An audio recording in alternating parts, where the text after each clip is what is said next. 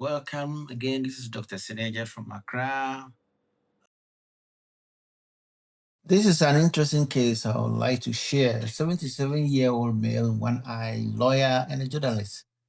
He was referred to me by a colleague for Phaco surgery. A known glaucoma with a previous trabeculectomy and mmHg tube in both eyes, which were performed at Moorfields Eye Hospital. He really was in need of surgery, and he went to a colleague, and then he was referred to me. And looking at the eye, you could see how difficult the situation was. So I had to find a way.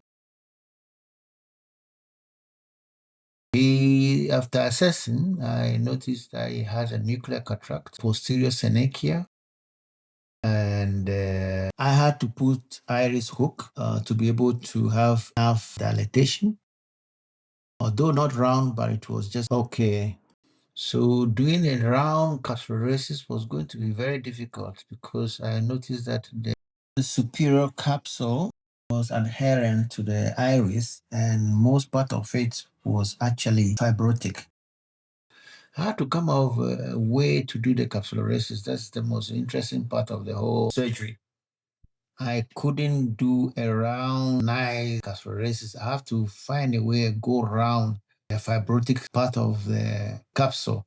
I was also very careful not to overstretch the iris since it's a post-trabeculectomy patient.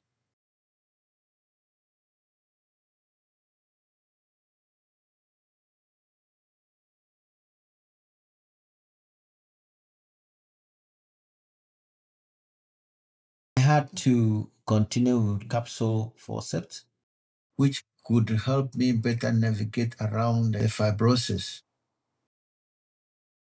And I managed to do that successfully, although it wasn't that easy, and I had to frequently keep adding viscoelastic to deepen the AC. Well, it went well, and here I was a little bit careful. Very slowly and gently I was doing hydrodissection.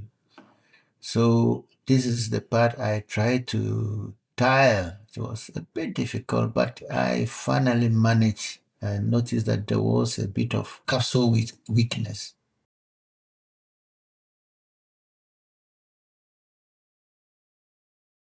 The AC fell shallow. I started my Phaco as usual. Such cases that have undergone multiple surgery, two things you should be careful of. One, the endothelial cells. Two, weak zones. So I am extremely careful, and I make sure that I keep filling my AC consistently. Every step I had to inject viscoelastic to make sure that I create a big space and protect the endothelium. I had a good crack there, and then slowly managed to induce further cracks in the nucleus. These kind of surgeries, you need a lot of patience so that you don't rush, slowly, and then also trying to see how healthy the capsule is. Once it gets worse, you just have to convert or do something else.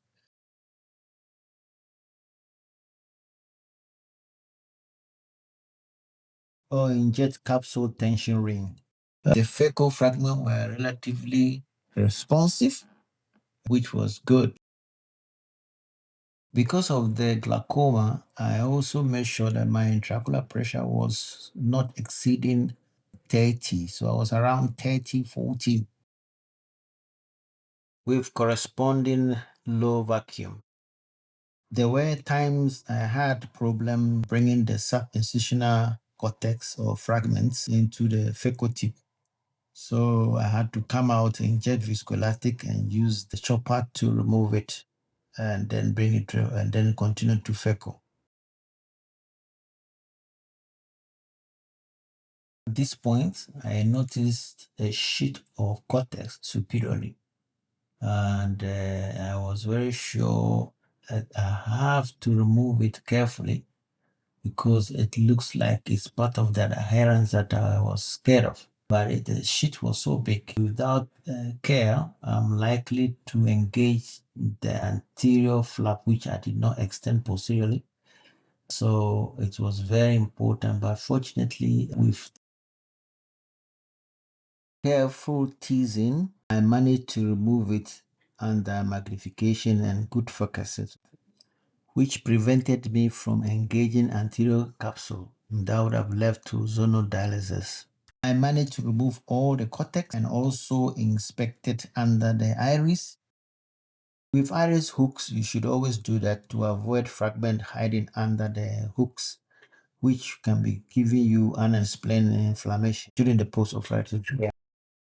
I decided to extend the wound a little bit because I don't want any forceful injection of the IOL. And then I first thought whether I should inject a 3-piece, but with the second thought and assessment, I thought the capsule was just fine. So I injected a single piece, as you can see.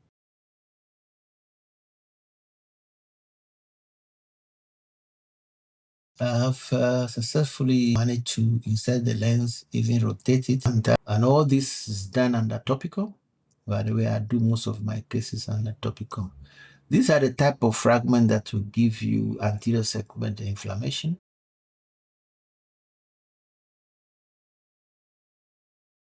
which I mentioned earlier. So you have to be very careful and to remove all those fragments that are hidden under the iris. You can easily miss that. So you must raise the iris with your instrument and inspect carefully. So after final AC wash, finally I injected air to close the surgery.